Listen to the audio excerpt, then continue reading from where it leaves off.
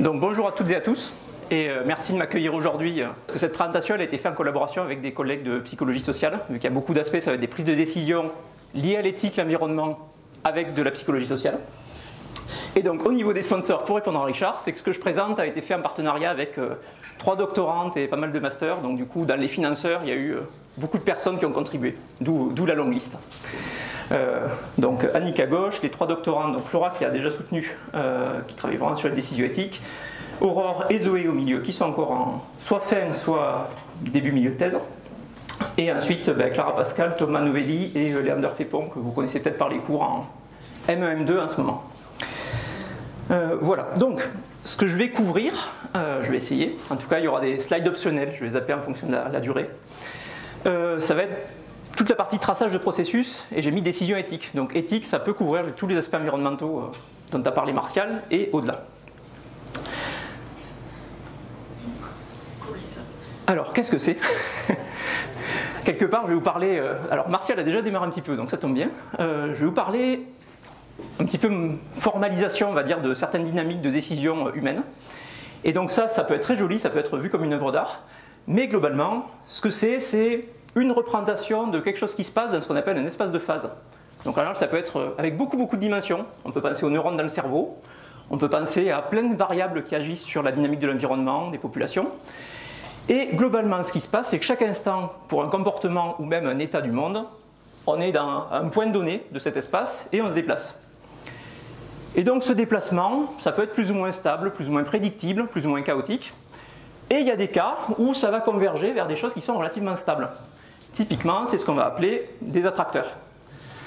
Donc il y a des attracteurs qui sont stables, des attracteurs qui sont instables.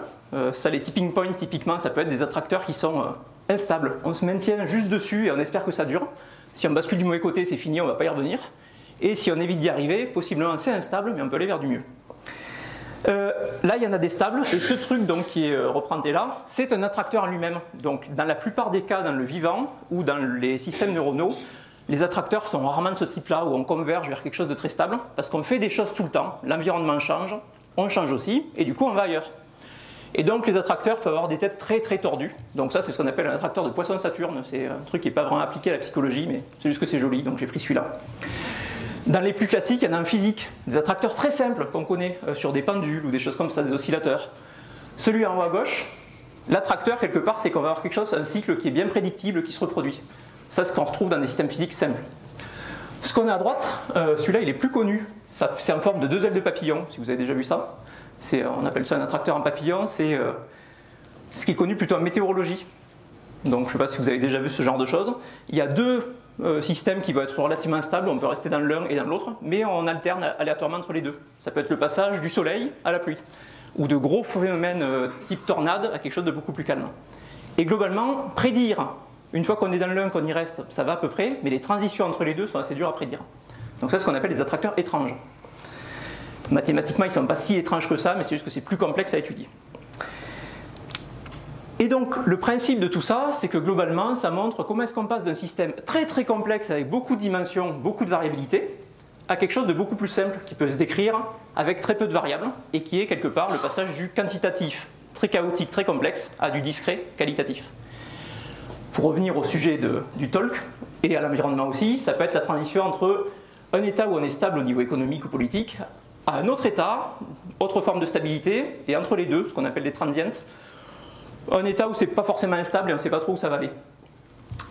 Dans les décisions humaines, il peut y avoir une activité neuronale très complexe qui suit une trajectoire très tordue, et pourtant, nous, dans notre cognition, en tout cas au niveau introspectif, on a l'impression de passer par des états stables et passer de l'un à l'autre. Donc c'est le passage à nouveau du continu, dans le temps et dans l'espace, au discret.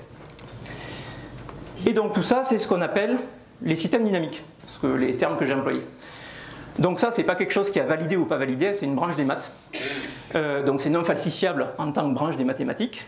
On peut étudier plein de phénomènes avec ça, c'est un formalisme. Et ça s'applique en météorologie, en biologie, en physiologie, en neurosciences, en psychologie ou en robotique. Alors je liste tout ça, c'est pas par hasard, c'est un petit peu les choses sur lesquelles j'ai travaillé au fur et à mesure des dernières années. Et donc je crois bien que c'est la première fois en fait, que sur le site de Grenoble, j'ai présenté ça déjà à l'étranger sous diverses formes, mais c'est la première fois que je présente, je crois, les choses sur lesquelles je travaille réellement, au-delà des aspects méthodaux et statistiques. Donc tant mieux, merci. Voilà. Par contre, passer au système dynamique, ça oblige souvent à penser les choses différemment. Donc je vais essayer de vous montrer un petit peu qu'est-ce que ça fait repenser. Donc ça c'est pour cadrer le talk par rapport à certaines discussions de ce matin. Et vous verrez que il y a certains slides, ça va bien résonner avec ce qu'a présenté Martial, mais pourtant on ne s'est pas coordonné, mais on doit discuter assez régulièrement. Et donc à l'origine, moi je viens de mathématiques informatiques. Donc clairement la modélisation, pas forcément pour des systèmes vivants ou pour de la neuroscience ou de la psychologie, mais par contre clairement depuis toujours quasiment sur tout ce qui est système distribué, ça s'applique bien aux neurones, système dynamique et les équations différentielles typiquement qui vont modéliser comment est-ce qu'on se déplace sur ces attracteurs ou pas. Mais à la base, ce qui m'a motivé à continuer en recherche, donc ça donne le contexte, c'est clairement des questionnements plutôt philosophiques et psychologiques sur la perception humaine et tous les biais que les humains ont dans leurs décisions quotidiennes. Typiquement, pourquoi on continue à s'acharner à faire des choses qui nous amènent droit dans le mur au niveau par exemple climatique, et pourtant, on continue à le faire en étant des fois conscient des conséquences, ou pas. En particulier, ça je vais y revenir, et ça marche pour tout type de décision, il y a des aspects de perception active. Comment est-ce qu'on décide d'aller chercher l'information? On n'est pas purement passif et exposé aux infos, il y en a qu'on peut inhiber, il y en a qu'on peut aller chercher volontairement. Et en général, on peut aller chercher celles qui nous arrangent, ou pas, mais c'est plus rare. Venant de l'informatique, à la base, c'était plutôt appliqué à l'IHM, donc plutôt les interfaces homme-machine et autres. Ce qui m'a amené logiquement à faire plutôt des thèses en IA, donc plutôt bio-inspirées ou neuro-inspirées, et plutôt ce qui est prédictif. Et donc à chaque fois, je vais vous mettre à côté les enjeux éthiques, vu que c'est un peu la thématique de la journée. Typiquement en thèse, on m'a proposé directement des financements et des postes même permanents après autour d'applications militaires. C'est pas ce que j'aimerais bien faire, mais c'est une application directe. Prédire le comportement d'humains sur le terrain ou autre, c'est très bien pour la balistique des missiles. C'était là-dessus que j'avais des financements proposés. Très bien en économie, c'est là que les modèles que j'ai développés, il y en a d'autres qui ont fait bien mieux que moi, sont utilisés. Typiquement pour prédire dans le marché où est-ce qu'il faut faire les transactions optimales. À quoi ça sert? C'est aller plus vite que les humains pour vendre ou acheter des choses à très grande échelle. À quoi ça sert? C'est les microtransactions qui permettent en général d'enrichir les pays riches et d'appauvrir les pays pauvres. Voilà, éthiquement, ça peut poser problème, et pourtant, ça a des applicatifs très positifs. Donc en ce moment, on retravaille dessus avec typiquement Coraline Joly côté LPNC. Une partie de ma thèse était consacrée sur les diagnostics de dysgraphie. Quelque chose où on fait de l'écriture manuscrite, c'est quelque chose de plutôt continu avec du contrôle moteur. Mais ce qu'on essaie de produire, c'est quelque chose d'assez stable et assez reproductible et lisible. Donc c'est à nouveau passage de quelque chose de continu à quelque chose de discret. Et donc si ça peut aider au niveau santé ou diagnostic de dysgraphie, on peut se dire c'est bien. Mais les mêmes modèles, type système dynamique, servent aussi à l'économie ou au militaire. Du coup ça m'a amené plutôt vers le côté humain et à la neuro et la physio. Donc là aussi pour donner tous les aspects Sciences Co qui peuvent toucher l'éthique et ce type de modèle. Truc direct, il y a les interfaces cerveau-machine qui peuvent servir pour de la réhabilitation. Ça, c'était plus quand j'étais à Nancy que je travaillais là-dessus. Et surtout, j'avais passé une grosse partie de mon temps à travailler sur les limites du vivant. Alors, limites du vivant, pas les limites dont parlait Martial, mais plutôt la frontière entre ce qui est considéré comme organisme vivant et organisme non vivant. Donc, à l'interface biologie-physiologie. C'est quoi l'applicatif direct et qui c'est qui finançait ça? Donc ça, c'était en Angleterre. C'est typiquement tout ce qui est milieu médical pour décider si quelqu'un est mort ou vivant. Et niveau éthique pour tout ce qui est industrie alimentaire, pour décider si un animal il souffre ou il ne souffre pas, est-ce qu'il faut le protéger ou pas le protéger, et ainsi de suite. Donc c'est assez complexe. De suite, on se rend compte là aussi de la limite très continue qu'il peut y avoir entre les espèces ou entre les dynamiques, et pourtant on essaie de caler des catégories qui sont discrètes. Donc typiquement, à nouveau ce même problème de comment est-ce qu'on fait une transition entre un système avec beaucoup de facteurs continus à quelque chose de discret en termes de décision. Voilà.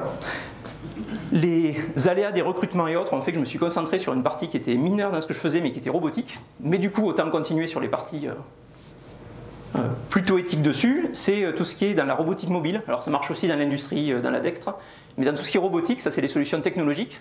C'est typiquement comment faire en sorte d'avoir des véhicules qui vont optimiser les trajets en ville pour éviter qu'il y ait des voitures qui circulent partout et qui polluent les centres-villes. Ça typiquement, c'est des applicatifs écologiques directs. Et avec qui c'était en interaction? Avec des assurances, parce qu'ils veulent savoir qui est responsable s'il y a des accidents en ville ou autre, et avec la Commission européenne, pour savoir est-ce qu'on autorise ou pas dans chaque pays d'Europe tel véhicule à circuler dans telle ou telle zone. Est-ce que c'est suffisamment sûr? Est-ce qu'il y a des limites à imposer? Et est-ce qu'on restreint les libertés individuelles pour dire un humain a le droit de faire ça ou pas en voiture, et il a le droit ou pas de se déplacer dans tel endroit? Donc rapidement, on confronte les dynamiques qui peuvent aider écologiquement et les décisions individuelles ou les limites de ce qu'on peut imposer sur les décisions individuelles. Donc nous, éthiquement, ça devient vite très complexe. Et alors j'ai adoré les discussions avec la Commission européenne là-dessus à cette époque-là, mais c'était des heures et des heures de discussion où ça n'a jamais avancé. Et on y est encore, parce que quelque part, ça c'était les discussions qu'on avait là-dessus, c'était quand même par anticipation, c'était autour de 2012 à 2014, quand il y avait les commissions là-dessus, sachant que les véhicules autonomes ont été imposés par la suite, mais à cette époque-là, il n'y avait quasiment rien là-dessus. Mais ils savaient que ça arrivait. Voilà. Et au final, l'arrivée à Grenoble m'a permis de faire un retour vers mes intérêts d'origine, donc reparti plus vers la psychologie, donc j'ai jamais vraiment arrêté, mais une partie était quand même, sur ces aspects perception active. Parce que si on prend les robots et autres, les interactions avec les humains, c'est pareil, c'est que les humains décident de regarder ce qui les intéresse ou pas, d'interpréter l'environnement comme ils veulent ou comme ils veulent pas, qu'il y ait des robots ou pas des robots dans l'environnement.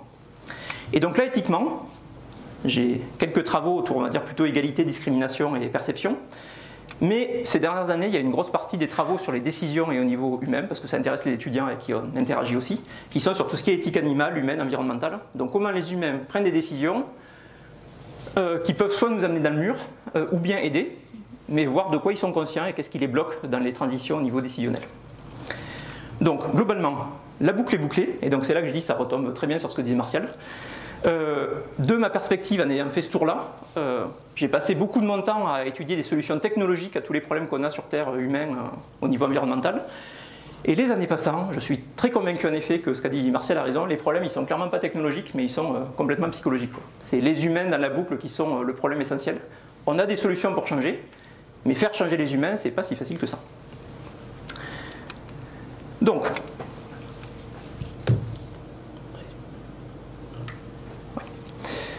globalement, je vais essayer de faire ce chaînage-là. Je vais faire les aspects plus théoriques sur comment les décisions peuvent être modélisées avec des systèmes dynamiques.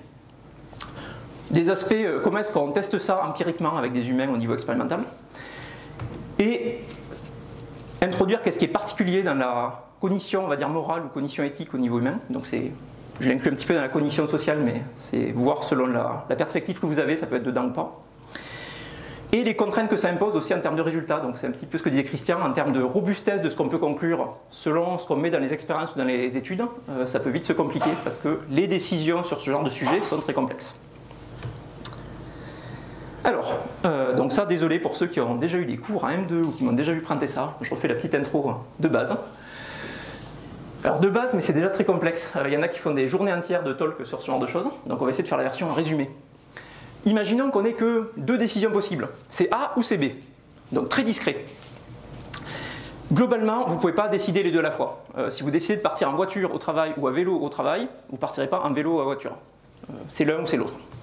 Mais les facteurs qui vont jouer dans vos décisions, ils peuvent être multiples. Il y en a qui peuvent aller dans le sens du vélo, d'autres de la voiture, et c'est en conflit. En général, il va y avoir une inhibition entre les deux. Donc on ne peut pas aller vers une solution, on choisit les deux, ou on ne choisit rien. On reste rarement figé chez nous. Et donc au départ, supposons qu'on n'ait pas de biais, on est vraiment neutre, c'est rarissime, ni vélo ni voiture au départ. La question c'est vers quoi on va aller. Qu'est-ce qui va voter le plus pour dire on prend une option ou l'autre. Donc visuellement, on peut le représenter comme ça, on a deux unités. Alors pensez, ça peut être deux neurones, ça c'est la version un peu naïve, deux assemblées de neurones, deux colonnes corticales, deux aires cérébrales, deux personnes en interaction, ça peut être beaucoup de choses, deux unités qui interagissent. Et il y a des choses qui vont avoir tendance à faciliter l'un ou à faciliter l'autre, ça c'est nos stimulations, là. Et qui servent à dire, en fait c'est plus A qu'il faudrait faire ou B qu'il faudrait faire. Donc ça je le représente visuellement comme ça. Globalement, si on n'a pas de nouvelles infos, ça c'est un phénomène qui est dans les neurones mais qui est aussi dans l'humain de manière générale, on a tendance à oublier ce qui s'est passé avant, ça a beaucoup d'aspects positifs, mais donc c'est les infos les plus fraîches aussi qui auront plus d'infos, mais on a aussi un historique de ce qui s'est passé avant, on ne change pas de décision juste sur la base de la dernière info reçue. Des fois, alors ça c'est très étudié avec des systèmes dynamiques sur les politiques et leurs talks télévisés avant les élections, des fois c'est à se demander si la constante temporelle n'est pas très courte, mais en théorie on intègre l'info à travers le temps. Et en pratique, il y a beaucoup de bruit. Donc il y a du bruit dans l'environnement sur les infos qu'on a, de l'incertitude sur les infos qu'on a, on ne sait pas qu'est-ce qui est valide, qu'est-ce qui n'est pas, de l'incertitude sur notre traitement et de l'incertitude dans les actions qu'on fait. Et donc ça peut faire quelque chose qui est assez le bazar au niveau traitement. Et mathématiquement, ça se modélise avec ce type d'équations. Donc c'est des équations qui marchent pour modéliser en biologie les dynamiques de population, pour modéliser les dynamiques neuronales. Il y a plein de manières de faire ça. Je passe. Mais globalement, ce que ça fait, c'est que on part d'un état où il y a 0, 0, et en fonction des infos qu'on a, il y en a un des deux qui peut augmenter, l'autre un petit peu moins. Mais surtout, ce qui se passe, c'est que vu que les deux sont en compétition, tôt ou tard, il y en a un qui va gagner et l'autre qui va chuter. Donc ça, c'est pas un tipping point pas loin, mais c'est une bifurcation dans le système. C'est le moment où, quelque part, on va vers un attracteur et pas vers l'autre. Donc on va vers un état, on prend la décision, et c'est très dur de revenir en arrière. Si on fait la différence entre les deux, on essaie de représenter la sortie du système, ça peut ressembler à ça, donc on est un état neutre et on a choisi une option. Et si on intègre ça au niveau plus moteur et qu'est-ce que ça peut faire en termes d'action, ça va ressembler à quelque chose de beaucoup plus lisse, parce que le système moteur a tendance à rajouter du bruit, mais aussi à lisser un petit peu les choses. Et ça, typiquement, c'est le genre de trajectoire de bifurcation qu'on retrouve en contrôle moteur, ou qu'on retrouve en mouse tracking, j'y reviendrai après, donc tout ce qui est suivi de souris, et dans plein d'autres choses. L'idée principale, c'est que ce qui m'intéresse moi personnellement, c'est d'étudier ce qui se passe entre le temps zéro, où on n'a pas d'infos, et la décision finale, sachant qu'entre les deux, il peut se passer beaucoup de choses. C'est pas forcément quelque chose de linéaire, c'est pas quelque chose où on décide d'un seul coup et on s'arrête, ça peut être très très complexe. Hop. Alors ça, il y a des modèles, hein. C'est vieux, hein. Vous voyez Radcliffe 78, les modèles de ce type-là, donc Drift Diffusion Models. Il y en a des centaines depuis, donc ça, il y a des milliers de publications sur ce genre de modèles. Ça, c'est ceux rien qu'appliqués à la neuro. Si vous allez en physique, en biologie ou dans les systèmes, on va dire populationnels, en plutôt écologie, il y en a des quantités aussi. Voilà. Résumé, c'est globalement, si on a des infos un peu intermédiaires, il y a deux états possibles. Il y a le niveau où on n'a pas du tout décidé, qui est l'état stable du départ, et un niveau, par exemple, où on a décidé pour telle action de dire « Ok, c'est celle-là que je veux prendre ». Et en fait, le fait de passer de l'un à l'autre, alors ça, cette courbe, je ne vais pas expliquer, je n'ai pas le temps en détail à quoi ça correspond, mais quelque part, c'est on est en train de naviguer en termes dynamiques, à gauche ou à droite, selon ce qui arrive. Et donc ce qui arrive, c'est est-ce qu'on a des nudges, par exemple, pour reprendre la capture, qui font qu'on va booster plus vers une option ou plus vers l'autre. Et ce que ça veut dire, c'est que notre courbe, quelque part, mathématiquement, elle va aller un peu vers le haut, un peu vers le bas. Et ce que ça fait, alors visuellement, c'est pas gagné, mais si vous prenez celle tout en haut, elle coupe plus l'axe à gauche, sauf tout à droite. Alors avec le pointeur, ce sera mieux. Voilà, donc là, il y a un point qui est ici qui coupe l'axe, mais si on suit cette courbe, il n'y a plus. Ça, c'est quel cas? C'est le cas où qu'on soit ici, en fait, on aura tendance à accélérer, là ralentir un petit peu, réaccélérer et hop, ralentir vers cet état, mais on n'a pas possibilité de s'arrêter sur aucun autre état. Ce qu'on va faire, c'est qu'on va toujours se déplacer pour converger ici. Ça, c'est le cas où on a eu suffisamment d'infos pour être sûr que la décision qu'on prend, c'est celle-là. Si on prend celui qui est tout en bas, c'est le symétrique, hein. Là, il n'y a rien. On est en dessous, donc on va vers la gauche. On est en dessous, on va vers la gauche, et hop, on converge vers cet état-là. Donc il y a deux états stables, qui sont celui tout à gauche, celui tout à droite. Le petit point rouge au milieu, c'est les parties instables. C'est notre état de départ, on ne sait pas trop où on va.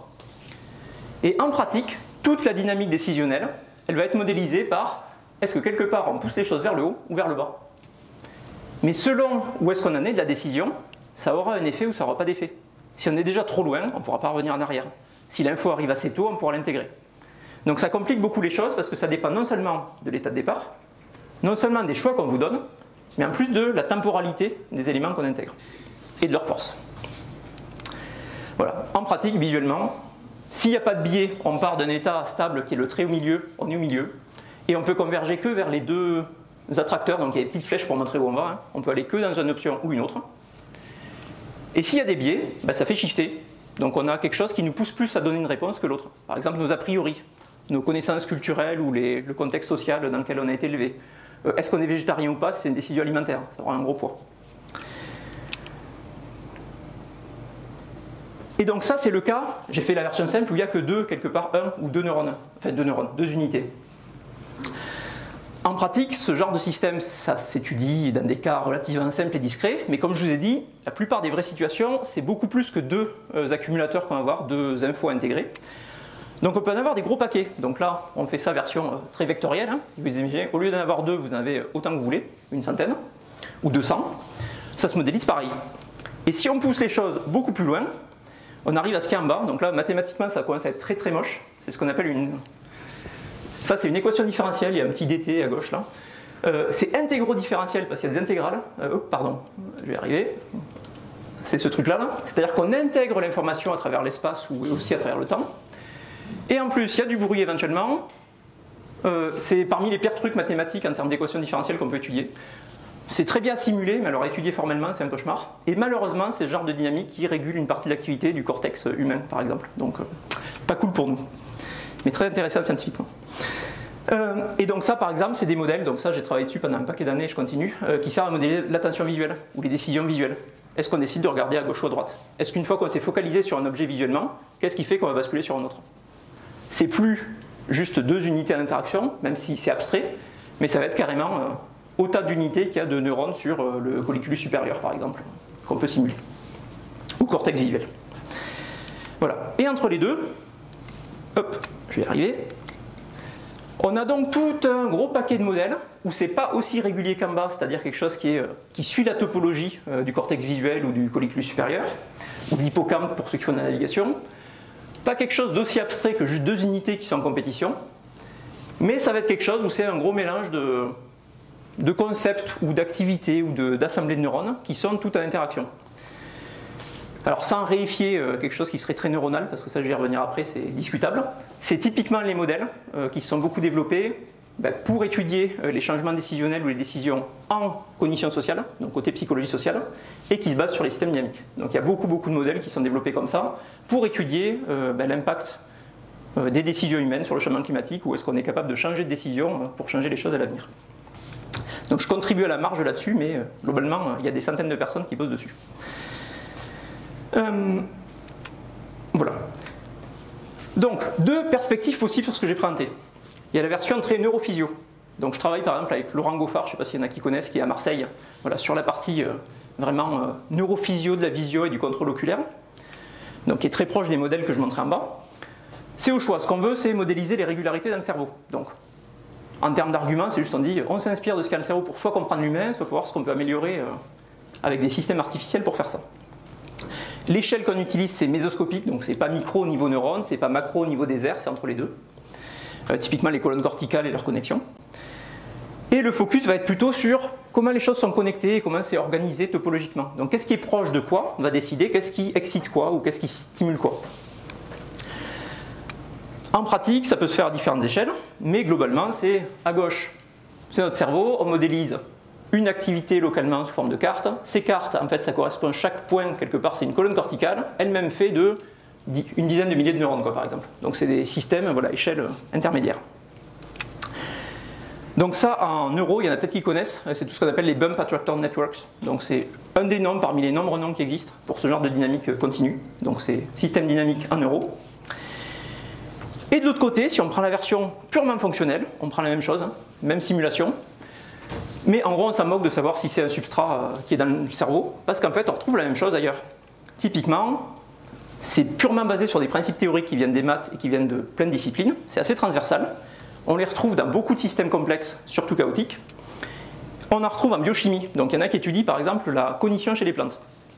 Grand débat, c'est discutable, mais en gros il n'y a pas de neurones.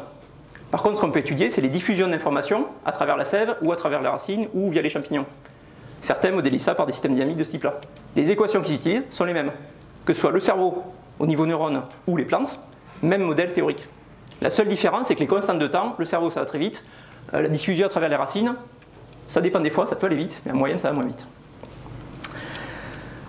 Voilà. Dans les deux cas, il y a plusieurs échelles, mais aussi des échelles spatiales et temporelles. Donc ça c'est vrai chez nous pour nos décisions humaines au quotidien. Ok, on prend des décisions qui peuvent être ce qu'on appelle des split second decisions. Donc on prend 400 millisecondes pour décider. Mais dans ces 400 millisecondes viennent s'intégrer des infos qui datent de toute notre vie, du contexte actuel, de la tâche, des stimuli, voire de comment est-ce qu'on nous demande de répondre. Alors ça aussi, il y en a qui connaissent, pour certains d'entre vous, je suppose, côté plus développement ou psychologie de développement. Il y avait Esther Telen et Smith, par exemple, qui étaient connus là-dessus, sur tout ce qui est psycho du développement basé système dynamique. Donc il y a des livres et plein d'articles là-dessus. Et côté très contrôle moteur, il y a Scott Kelso, qui est connu pour la partie système dynamique pour le contrôle moteur, intra-individuel ou inter-individuel. Là aussi, ça ne fait pas une grande différence, on va dire, en termes de modèle. Entre les deux, quand je citais tout ce qui est théorie des champs neuronaux, il y a Gregor Schoener, par exemple, qui est assez connu au niveau européen, qui travaille sur les modèles, globalement, de décision ou de perception basés sur ce genre de système. Donc, maintenant, en pratique, empiriquement, qu'est-ce qu'on fait? Imaginons qu'on n'a que deux choix discrets à faire.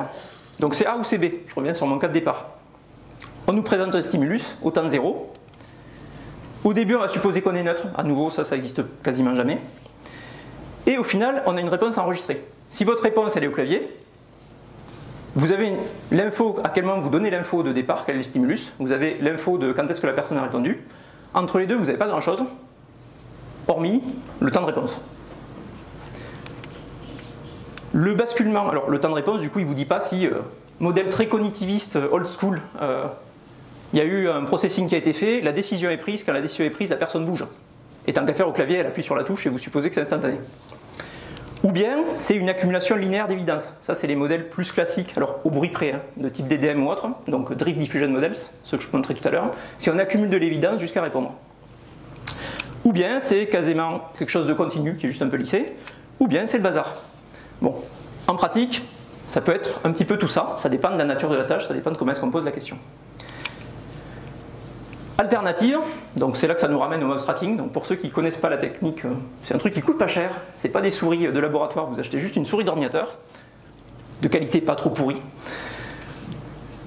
Vous demandez aux participants de cliquer sur Start, et au lieu d'avoir la chance de pouvoir juste appuyer sur une touche et de répondre rapidement, ils ont besoin de déplacer la souris.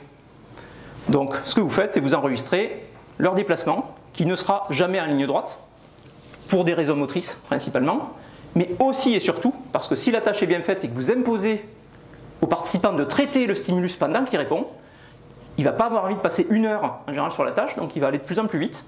Et quand il va vite, il se met à bouger avant d'avoir décidé. Et donc pendant qu'il bouge, on se met à voir son processus de pensée qui influence sa trajectoire. Il y a des limites, il y a des choses qui sont discutables dessus, ça peut être critiqué, mais en moyenne, ça marche pas mal. Et donc on peut se retrouver avec des choses comme ça. Donc vraiment une intégration quasi motrice de la chose, c'est que même si vous voulez aller tout droit, il vise, c'est symétrique, il sait que sur les essais, une fois c'est à gauche, une fois c'est à droite, il va toujours partir au milieu, et du coup il va dévier rapidement vers un côté. Mais plus souvent, on peut avoir des choses comme ça. Il est parti d'un côté, il intègre l'info complète, il fait « Ah, finalement la réponse elle est de l'autre côté » et il va de l'autre côté. Ça peut venir de biais expérimentaux. Vous avez plus de réponses qui sont à droite qu'à gauche de l'écran. Forcément, il va partir. Statistiquement, il n'a pas besoin de le savoir, hein, il va partir plus d'un côté que de l'autre. En pratique, très souvent, si vous avez bien fait l'expé, ça viendra du fait qu'il y a une info qui l'a poussé à aller vers la droite, et une info qui a été avec un effet plus lent, qui fait que l'attracteur final, il est vers la gauche. Donc au début, il était attiré d'un côté, pardon, à droite, et au final, il corrige pour aller de l'autre côté. Et donc là, je vais essayer de faire le lien avec ce qu'a présenté Martial dans tous les biais humains et tout ce qui peut affecter. Globalement, si on prend la version très classique, interaction souris-clavier ou autre chose, on s'en moque. Oui. Ah, ok, bah, c'est bon, je vais zapper la partie pure expé après. Si je le prends très caricatural, il y a la version naïve, c'est on perçoit, on décide et on agit. Globalement, c'est il y a l'info qui arrive, on a pris la décision, on agit, et donc on devrait bouger en ligne droite. Ce qui correspondra à ça. C'est pas le cas, pourquoi? Parce qu'il y a beaucoup de choses qui vont se passer dans tous les sens. Nos décisions, elles sont très incarnées. Donc incarnées parce que l'action peut aussi avoir un effet, enfin le coût de l'action ou la distance à la réponse va avoir un effet sur est-ce qu'on décide de le faire ou pas. Ça, même au niveau de la souris, ça coûte 5 millisecondes à peu près. L'humain, il est très rapide pour ne pas faire l'effort d'aller cliquer d'un côté s'il est déjà parti de l'autre. Donc ça, il y a des experts qui l'ont montré en traçage de souris. La réponse est évidente, on change une info au milieu. Si le participant, plus il est proche de la réponse, plus il continue vers celle-là. Il est très aux yeux, on peut voir qui c'est la bonne réponse, il peut regarder de l'autre côté de l'écran, il va quand même continuer à aller vers la réponse qu'il a choisie. Donc il y a des effets d'engagement, de commitment, qu'on a aussi dans nos comportements quotidiens. C'est très coûteux de changer le comportement. Si on a l'habitude de faire une action, c'est un peu l'escalade de l'engagement, ça marche à très petite échelle aussi. Il y a aussi tout ce qui est attention covert, il y a tout ce qui est modulation, c'est-à-dire que au niveau même du traitement interne ou même interne au cerveau, on va moduler notre perception en fonction de ce qu'on s'attend à observer ou ce qui est le plus économe pour nous. On va filtrer les infos qui ne nous arrangent pas, en général, ou qu'on ne prédit pas, ou au contraire, on va chercher les infos nouvelles si c'est nécessaire. Et donc ça peut faire que le participant, l'info elle est droit dans son visage pour les décisions éthiques, on lui dit clairement que c'est polluant, on lui dit clairement que c'est dangereux pour l'environnement, il va même pas regarder, donc les études eye tracking là-dessus, il va même pas regarder l'info, il va continuer à regarder les trucs qui l'arrangent. Typiquement biais, parce que c'est très économe en termes de décision. Et dernière possibilité, il y a aussi tout ce qui est actif, c'est-à-dire que dans une tâche aussi simple qu'elle soit, les humains bougent les yeux sur les stimuli, la plupart du temps, surtout ces stimuli de ce type-là, environnementaux ou éthiques, qui sont complexes. Et du coup, quand ils bougent les yeux, ils ne les bougent pas n'importe où, pas que basé sur la science de l'info, il les base aussi sur la base de ce qu'il cherche. Et ce qu'il cherche dépend donc du modèle qu'il a de la tâche, de comment est-ce qu'il doit traiter l'environnement et de qu'est-ce qui est important pour lui ou pas. Ce qui fait que même si on met beaucoup d'infos très explicites par rapport à un humain, il y a plein de manières de faire en sorte qu'il décide de faire quand même le truc qui est non rationnel. Donc la semaine dernière, il y avait un talk de Wim de Nys sur côté l'IPC2H, sur les parties système 1, système 2, les révisions de ces choses-là. Donc certains d'entre vous, je crois, ou certaines étaient présentes. Et donc ça aussi, c'est le genre d'évolution avec ce genre de système dynamique qui montre que, oui, en parallèle, on active beaucoup de choses par rapport à nos décisions. Et ce qui gagne, c'est une dynamique très complexe entre tous ces processus. Et donc il peut y avoir révision de la décision. Des fois, il n'y a pas révision de la décision. C'est assez complexe. Voilà. Parmi les facteurs qui vont jouer directement sur les biais initiaux, sur les trajectoires, par exemple, est-ce qu'on dévie d'un côté de l'autre, est-ce qu'il y a quelque chose qui est plus facile, plus naturel ou pas? Il y a le fait que nos participants, si c'est des étudiants, typiquement, vont être les weird, là, toujours les Western Educated, Industrialized, Rich, Democratic, voilà. Il y a beaucoup de biais qui font, tant qu'à faire, on rajoute végétarien dessus. Parmi nos étudiants, la proportion est plus forte que dans la population générale, qui font que leurs décisions, il va y avoir des idiosyncrasies propres à chaque participant et des manières de répondre avec des dynamiques et des sensibilités qui sont différentes pour chaque participant. Donc globalement, ça rend l'étude de la dynamique intéressante, mais aussi ça crée beaucoup de variabilité. Donc, je passe sur les trucs historiques qui étaient plutôt de la psycholinguistique pour ceux qui connaissent, où on peut manipuler les effets visuels, orthographiques, phonologiques et autres. Et donc, si on met quelque chose de plus complexe de ce type-là, est-ce que le meurtre est justifiable? Et qu'on demande aux gens de dire est-ce que vous êtes d'accord ou pas d'accord, ben, leur dynamique va dépendre de beaucoup de choses. Est-ce que vous leur demandez d'accord ou pas d'accord de manière binaire? Ou est-ce que vous leur proposez de faire quelque chose de plus subtil? Selon la manière de le présenter, ça c'était plus dans la thèse de Flora, ils vont répondre différemment. Parce que ne serait-ce qu'avoir le choix et les intermédiaires permet de laisser plus de flexibilité dans le système dynamique. Bon, on peut manipuler 36 000 facteurs connus sur ce genre de choses. Globalement, ce qu'on retrouve, c'est que tout ce qui est contexte, norme, lié à la tâche ou globalement aux participants, ça peut avoir un effet dès le début. C'est pas un truc de temps de réponse, ça agit au bout de 300-400 millisecondes. C'est au bout de 50 millisecondes, ils commencent à dévier en fonction de ce qu'ils attendent de la tâche. Ou de ce qu'ils pensent qui est juste ou pas. Il y a tout ce qui est moral pop-out, donc si la tâche apparaît comme morale, ça a tendance à avoir un effet assez fort chez les gens. Donc s'il y a marqué murder dedans, ça peut activer quelque chose qui fait oula, meurtre non, donc ils vont aller vers disagree, même si la phrase en fait leur dit le contraire. Il faudrait toujours condamner le meurtre. Ils vont quand même aller vers disagree au départ, pour corriger après, juste parce qu'il y a meurtre dans la phrase. Voilà. Et au final, il y a beaucoup de facteurs, et donc ce que je disais, c'est que ces facteurs, on peut étudier à quel moment ils agissent. Et certains agissent plutôt que d'autres. Donc dans comment changer les décisions humaines, il y a aussi ça à prendre en compte, c'est est-ce qu'il y a des infos qu'il faut donner instantanément et s'arranger pour qu'elles soient traitées de suite, ou bien est-ce qu'il y a des infos, en fait, qu'elles soient au début, au milieu, à la fin, qu'elles soient assez fortes pour qu'elles puissent corriger les décisions. Alors, décision, il y en a qui pourraient m'en vouloir. On reste sur des tâches expérimentales, donc c'est souvent on se limite à l'intention de faire quelque chose, voire ils savent que c'est expérimental, du coup ils répondent à une tâche expérimentale, sachant qu'ils décident de faire quelque chose ou pas, juste dans la tâche. Est-ce que ça change au quotidien? C'est encore autre chose. Voilà. Et donc sur l'alimentation, idem, on peut étudier l'effet par exemple de différentes choses. Donc si on présente des stimuli visuels qui sont...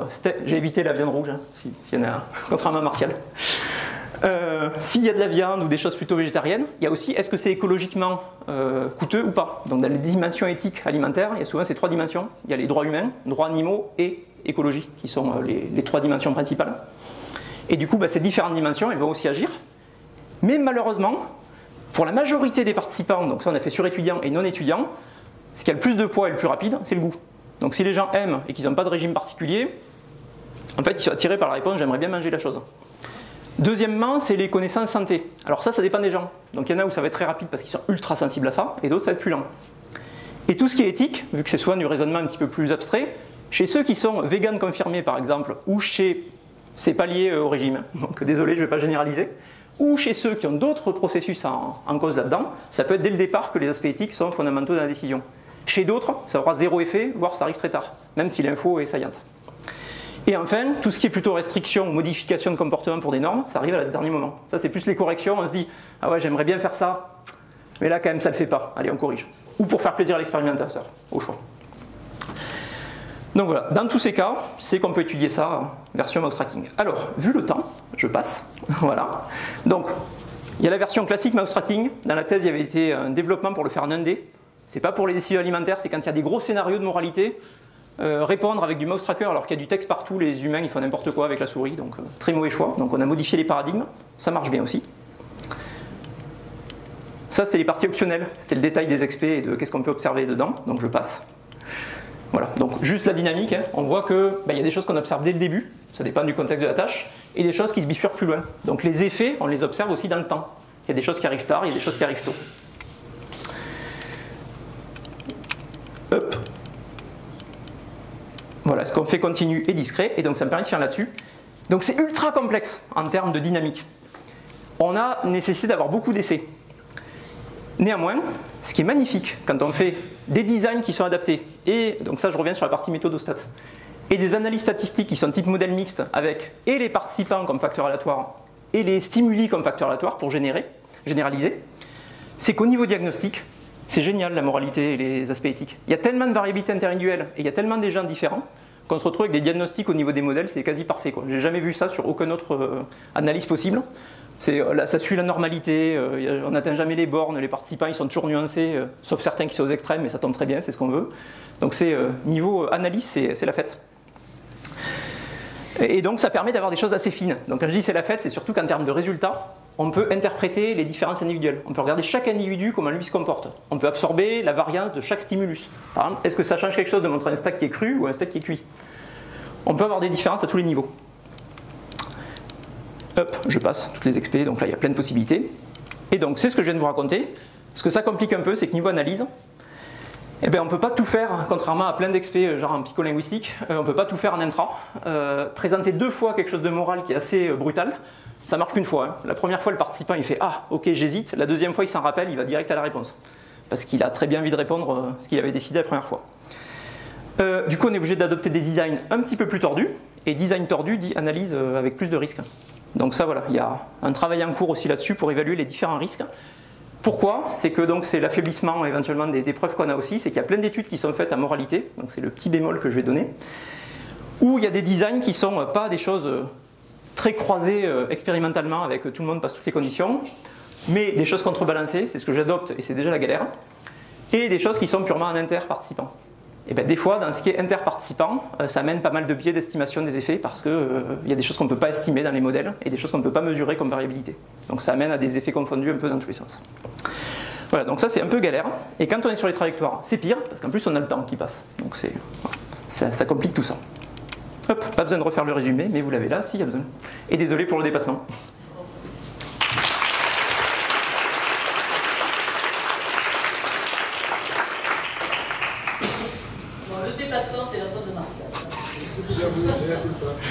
Donc là, on va dire c'est super intéressant. On va dire 1 ou 2 questions.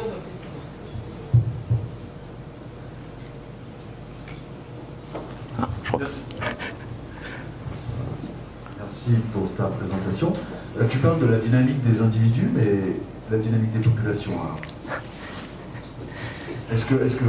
Enfin, comment on peut généraliser, comment on peut extrapoler vers la dynamique des populations? Alors en effet, les échelles, j'ai abordé les échelles temporelles. Donc en effet, il y a 2 aspects. Il y a le côté cognition sociale. C'est le côté, en effet, ne serait-ce que la dynamique de population ou celle qu'on a connue dans notre vie, comment est-ce qu'elle influence les décisions instantanées. Ça, c'est ce que je fais. Ça, je connais bien. De l'autre côté, si on a un côté dynamique de population type population animale et autres, les systèmes propres-prédateurs, les choses comme ça il étudie au niveau soit générationnel, soit intergénérationnel, ça se fait aussi. Entre les deux, en effet, il y a tout ce qui est culturel, social. Côté système dynamique, ça se modélise aussi. C'est-à-dire qu'on peut étudier, donc ça, il y a des projets en ce moment, par exemple, avec l'Institut de philosophie côté mémoire, par exemple, pour étudier comment il y a des mémoires qui peuvent se construire, partagées entre les individus, et comment ces mémoires collectives, quelque part, influencent les activités au quotidien, et comment elles-mêmes renforcent la culture ou les choix dans le temps.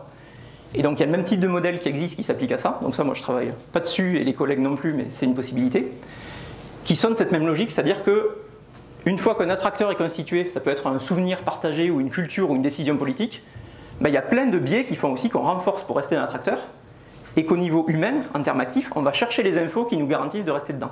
Ça peut être les arguments qui nous confortent pour dire ok, le changement climatique c'est super important, on va chercher tout toutes les figures historiques qui étaient végétariennes pour dire il ne faut pas manger de viande. Ou bien politiquement, ça peut être pour avoir de la résistance pour ne pas aller vers le changement. Et donc ça c'est étudié aussi au niveau collectif. Et du coup, les unités, c'est bien sûr plus des unités type neuronaux, mais c'est des unités au niveau personne, au niveau individuel.